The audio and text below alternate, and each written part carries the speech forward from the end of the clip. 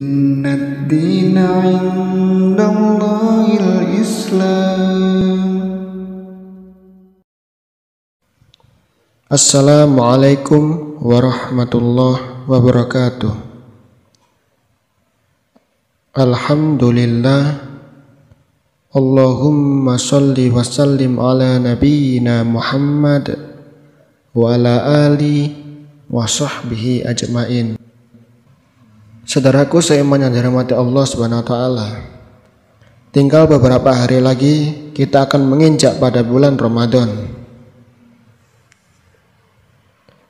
Ada keistimewaan yang disebutkan dalam hadis maupun ayat Al-Qur'an di bulan Ramadan ini.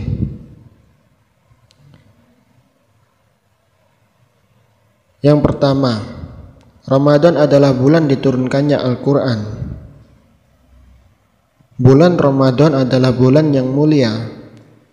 Bulan ini dipilih sebagai bulan untuk berpuasa, dan pada bulan ini pula Al-Quran diturunkan. Sebagaimana Allah Subhanahu wa taala berfirman, Syahrul Ramadan allazi unzila fihil Qur'anu hudan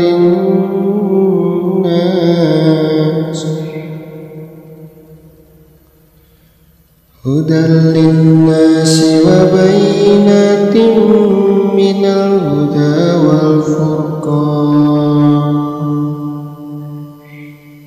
faman syahida minkum asy-syahra falyasum faman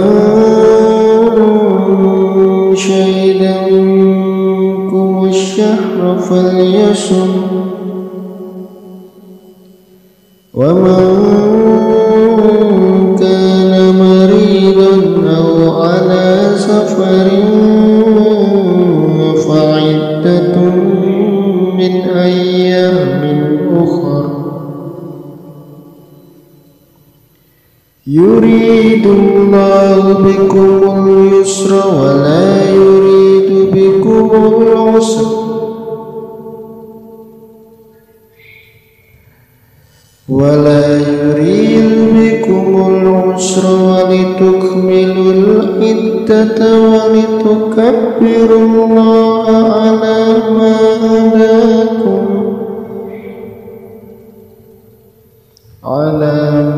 hadakum wa la'allakum tashkurun.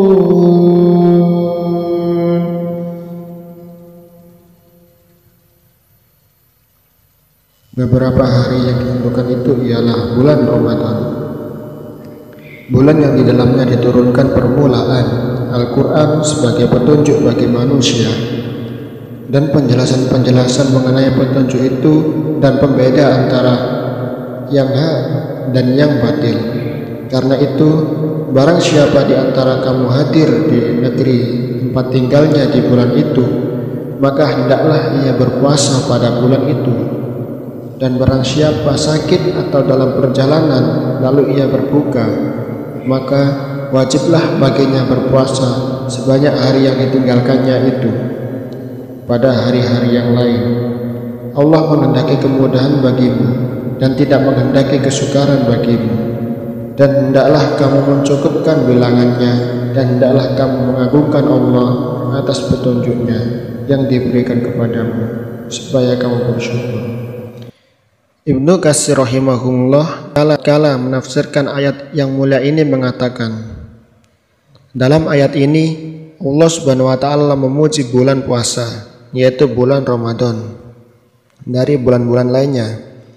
Allah memuji demikian karena bulan ini telah Allah pilih sebagai bulan diturunkannya Al-Quran dari bulan-bulan lainnya. Sebagaimana pula pada bulan Ramadan ini Allah telah menurunkan kitab ilahiyah lainnya pada para nabi alaihimussalam. Yang kedua, setan-setan dibelenggu, pintu-pintu neraka ditutup, dan pintu-pintu surga dibuka ketika Ramadan tiba. Rasulullah Shallallahu Alaihi Wasallam bersabda, "Idza jaa Ramadhanu futtihat abwabul jannati wa ghulliqat abwabun nari wa suffidatil syayatin." Apabila Ramadan tiba, pintu surga dibuka, pintu neraka ditutup, dan setan pun dibelenggu. Hadis riwayat Bukhari dan Muslim dari Abu Hurairah radhiyallahu an. Al-Qadhi Iyad mengatakan, hadis tersebut dapat bermakna terbukanya pintu surga dan tertutupnya pintu jahanam dan terbelenggunya setan-setan sebagai tanda masuknya bulan Ramadan dan mulanya bulan tersebut, lanjut Al-Qadhi Iyad.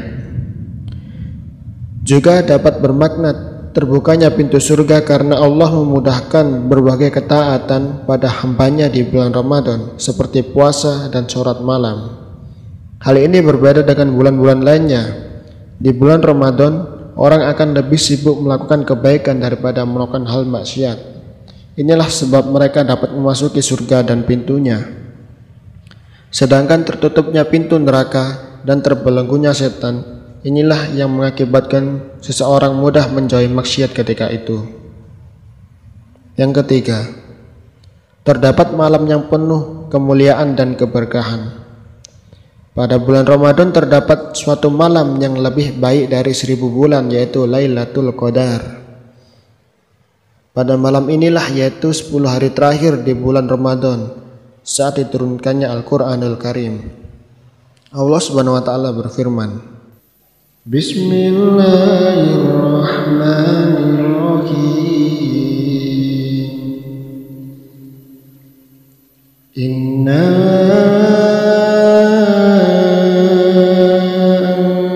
anzalnahu fi lailatul qadr wa ma adraka ma lailatul qadr. Lailatul Qadri khairun min alfi syahr. Tanazzalul malaikatu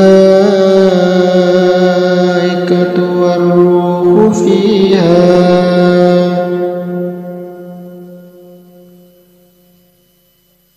Tanazzalul malaikatu war-ruhu fiha bi'izni rabbihim min kulli amr. Salamun hiya hatta matla'il fajr.